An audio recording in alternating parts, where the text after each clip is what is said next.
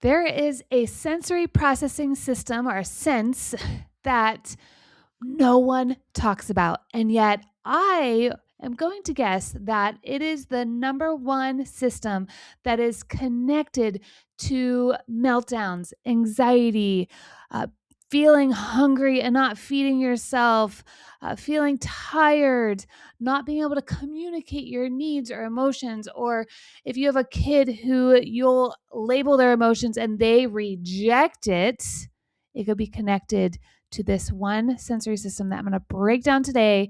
And oh my goodness, as I started learning about this one, I could not believe how this basically explained my entire childhood of why I was a little bit of a hot mess. If you haven't done so yet, this is part 3 of our series on the 8 sensory processing systems. And I have a sensory profile that you can download. It will be in the show notes and in the description if you're watching this on YouTube. And you can fill it out for everyone in your family so you can figure out, do I have a big cup where I need a lot of this input, or do I have a super tiny cup and it does not take much before it is just too much and I start to freak out? The sense we are going to talk about today is called interoception. Most parents have never heard of this word, but they are probably pretty familiar with this sense because, as I said in the intro, it leads to a lot of behaviors. This is the ability to notice internal sensations: hunger, thirst, temperature, heartbeat, emotions, being able to access empathy and understand other people's emotions, to feel what other people are feeling. This is interoception. To be able to have that intuition of, this isn't very safe for me to do, or I am afraid of this, or oh, this is safe. That is all interoception. The American Psychological Association describes this as the internal sense. It's the mechanism that allows the brain to understand your physical and emotional states, driving behaviors to maintain bodily balance, which is also called homeostasis. And so it's the nervous system's process of sensing, interpreting, and integrating signals from inside the body. What does this mean? And how does it apply to you as a parent? How does it apply to your kids? How does it apply to what's happening in your house? There's a lot. If you have a child or you have a big interoception cup, that means that you are very tuned in to your hunger, fullness, maybe too much. Whenever you have to go to the bathroom, your body temperature, emotional shifts, you can feel everything. You are extremely familiar with what is going on. This is me. I'm going to put a big fat hand up because I think I have a really big interoception cup, and what is called, or there's been lots of different phrases that have been coined, but highly sensitive person, HSP, or Dr. Becky Bailey for kids calls it deep feeling kids, DFKs. We feel, we know every little thing that's happening. And it's probably connected to some other senses with big cups as well. And then small interoception cup, a small internal cup, means that you or your child misses hunger cues until your child's in complete meltdown. This is 2 of my kids. I would chase them around and make sure that they are eating food or putting something in their body, because if not, I anticipated that it was going to result in some really big emotions and maybe some hitting or hurting or like completely losing control. And I was usually right. So for you, that might mean that you have a kid and then maybe you don't realize this yet, but they don't recognize that they are hungry. It's way easier to tell whenever a child has a really tiny interoception cup when it comes to feeling like they have to go to the bathroom because they have accidents and you have to clean those up. Maybe it's just at nighttime that they do not wake up. They don't have a strong enough interoception to wake themselves up to go to the bathroom. Or I have a kid who does do that. He has no memory of it. He completely does it in his sleep. I wonder what that means. I'll have to look that up. And then also, there could be times when they just don't even realize where discomfort inside of their body is happening. And for most kids, they have to work on these things. And that's what our job is. Our role is to help them recognize, oh, I'm feeling hungry. That means I can go get a snack. I know there's a lot of parents, especially of toddlers, where they don't want their kids snacking all day long, or they have really strict rules around this. I would do some research on if that is beneficial for their development of their interoception, because if they feel hungry and they're not allowed to eat when they feel hungry, I mean, this happens in traditional schools. They have very specific times of whenever they can eat, even though they might feel it, but they have to deny that feeling. So that's something maybe to look into if you have a kid that you see that this is becoming an issue with, or he or she is not developing a strong sense of whenever they're hungry, they have to go to the bathroom, or they understand what's happening on the inside. And then there's an emotional regulation connection to this sense.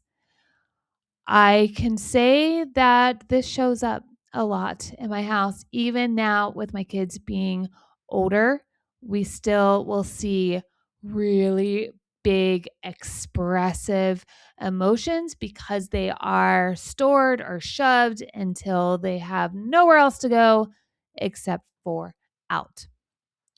You also might be a person that absorbs other people's energy, or you have a kid who keeps fighting or poking or prodding or just will not leave their siblings alone. We talked about proprioception and we talked about vestibular input, but it also could be interoception, where they're wanting and seeking this energy, and that is internal.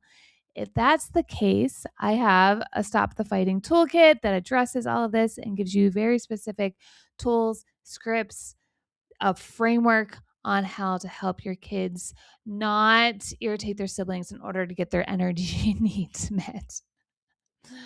When I was a kid, we didn't know any of these things. My parents didn't know any of these things, but man, I felt deeply. I have some very detailed memories. And, memory is a tricky thing. Memory is what I've stored. It may have happened exactly like that. Maybe it hasn't. I'm very aware of that. But what is stored, what I can recall in my autobiographical memory, is playing wiffle ball in the backyard of my stepmom's apartment when my stepmom and my dad first got married, running in the house, just feeling so upset or wronged, or and being very explosive, very big emotions, and being called a crybaby. Oh, you're just a crybaby. Just get over it. And then what that turned into, I remember being in my room and I would just scratch myself, or I would just want to feel something. And that's because I had such a big interoception cup. And what I needed is for someone to name it and help me make sense of it and help me process those big feelings and process them with me, maybe match it a little bit. And that is what we have the opportunity to do now because we understand this stuff. Our parents did not have these resources because the research wasn't even really there. We are learning more and more, just even in the past 20 years, and I'm double that, have we learned about how our bodies and our brains work together and what these little bodies and brains and developing brains need. And I don't share this to say, oh, how dare the people in my life call me a crybaby. Not at all. I'm sharing it for you to recognize, and even those words could really, impact someone's sense of self and their sense of identity. But we're talking about the interoception, the internal feelings and emotions, and how that has shaped who I have become today. And I've had to do a lot of work, and I'm very thankful for that work that I've done to be able to get to this place now so that I'm not repeating those patterns. What you can do with interoception and help integrate this sense, as we've talked about with all the other senses, is having regular check ins, body awareness. Teach your kids how to do a body scan. I do body scans in my coaching program, my Purpose Parent Transformation program. At the beginning of every single session, I sit down with the parents and we do something where we're becoming aware of our bodies in space, which is proprioception, and then how we feel on the inside, which is this interoception that we're talking about. And then you can also make sure you have predictable schedules, great rhythms, daily rhythms. You might not be able to stick to the same schedule every day. We're getting ready to come into summer, and that could be super chaotic, but do you have a daily rhythm, a daily flow that helps the body predict what is coming next? And you can also validate your kids' experience. I just had a message from a mom that I am coaching that said that they're in a new environment and her daughter's behaviors are off the chart. She's spitting, she's sticking her tongue out, she's throwing food. I don't know if she said spitting, but sticking her tongue out, throwing food, breaking stuff, extremely dysregulated. And the mom is learning how to name her daughter's feelings and validate her feelings. And she's like, she's telling me to be quiet, probably more than just be quiet. And I can't remember her exact words. And is very frustrated, does not want to hear her mom validate her. And that I'm going to validate too. That to me is a little girl whose interoception cup is overflowing.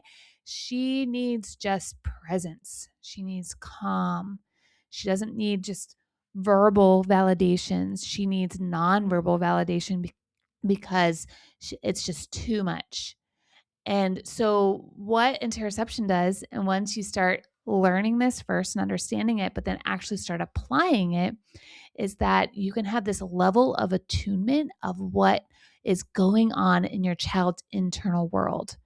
And the more you can attune to that, you're going to help them develop this strong sense of interoception for them to be able to listen to their body instead of having to wait until they're in their 30s and 40s and doing a lot of therapy and a lot of verbal processing with their friends to discover how you feel in your body. I still remember when I went through my parent coaching certification program, the very first session, it was around lunchtime for me, I believe.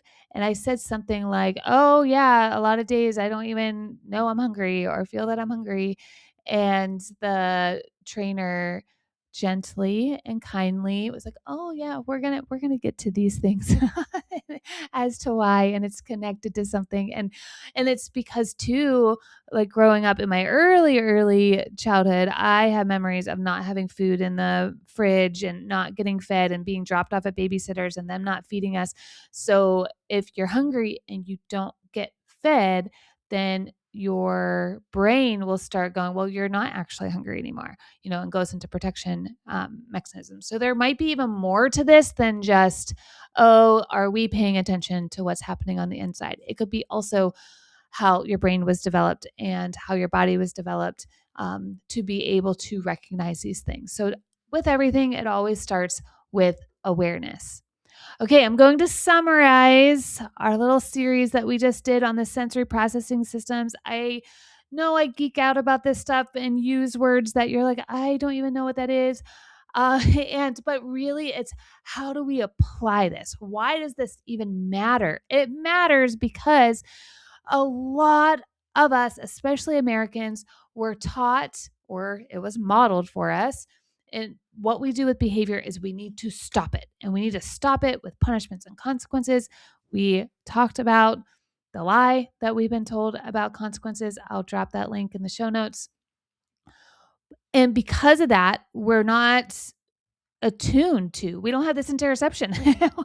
We're not aware of the underlying needs, a lot of the underlying needs are sensory related. So you can actually figure out what you or your child needs versus basically giving an ice pack for a gaping wound that actually needs stitches. We can stop just slapping band-aids on things and getting to the root cause and figure out, oh, my kid just needs some more input in this area, or I need to plan ahead and make sure we have headphones or we have a break or have a plan on how we're going to leave this very overstimulating environment.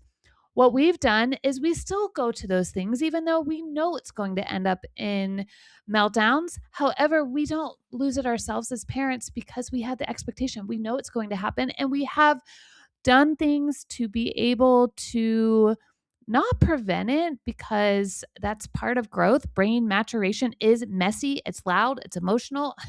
and but so not to prevent it, but to help those senses to develop in a healthy way so that when they're adults, they don't maybe necessarily need to wear the headphones anymore and they're able to integrate that in their brain.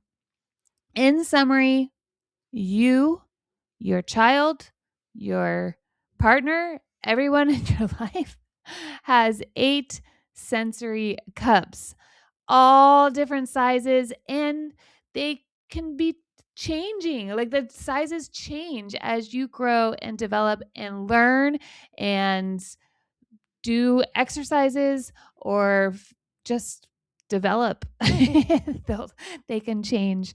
And I'm not going to use the word outgrow. I'm going to use the word integrate, where your brain can handle certain messages that are coming in a lot easier, or the brain doesn't need as much anymore. Sensory systems impact the way that we interact with each other. All of the sensory systems in our bodies interact with each other. And, so if you have loud noise plus lots of movement with an itchy tag, oh my gosh, the other day I had a shirt on and this tag was driving me crazy. There wasn't even a tag there. It was just, I think, where the tag used to be. And I could feel it in my body. Because again, I have a really big interoception cup and I feel everything. And that means my cups fill fast and I need to figure out a way to let those cups, come down and release some of whatever that input is. No cup size is wrong. Your job is not to change the cup. It's really to understand it. And then the understanding moves you from feeling frustrated and it helps you then develop empathy. And instead of being confused by your kids' behaviors or your own behaviors, you can move into being more confident. And it basically gives you a blueprint, or I keep thinking of like a GPS on how to navigate your relationships with your kids. And then another big piece of this is whenever you understand all of these sensory systems and you start to develop this attunement, then you can be your child's strongest advocate, not just the person who disciplines them. Yes, we want to teach them, but then we can advocate for them and help them then advocate for themselves. A lot of schools do not know about these things. Again, there is the phrase sensory kids that's thrown around, but they don't understand that all kids, all humans have different sensory preferences. I think that's the key. And so maybe that's something then you need to discuss with your child's teacher if your kid keeps getting in trouble or has behavior issues and they don't think it's connected to anything else. And it does seem like 1 in 5 kids is diagnosed with something nowadays, but even if they don't think it's connected to something, maybe you can help them understand, oh, use the sensory profile sheet. You could take that. Maybe they can fill it out for all of their students and really help understand all their sensory needs. And so that they can get to the root cause of the behavior and help and partner with you to help your kid versus just throwing more punishments and consequences to try to stop the behavior. Here's my question to you today is out of all of the cups, so we have proprioceptive, vestibular, tactile. So proprioceptive is our body awareness, vestibular is balance and where we are in space, spinning, uh, being able to help, again, move our body in space.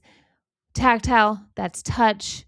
Then we have olfactory, which is smell, gustatory, taste, auditory, which is hearing, visual, which is sight.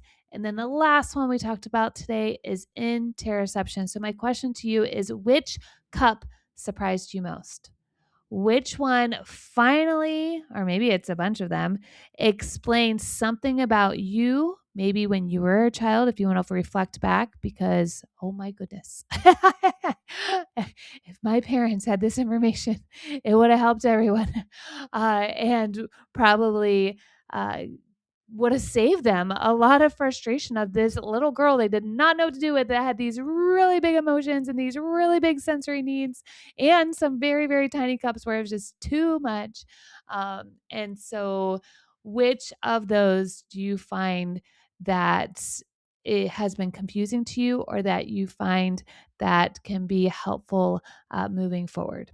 Don't forget, you can download my free sensory profile worksheet by going to the link in the show notes. And if you would like to chat about any of these things, I'm always available. You can find a time on my calendar by going to raisingkidswithpurpose.com/chat. I hope you had fun learning about all of the sensory systems. Thank you for geeking out with me.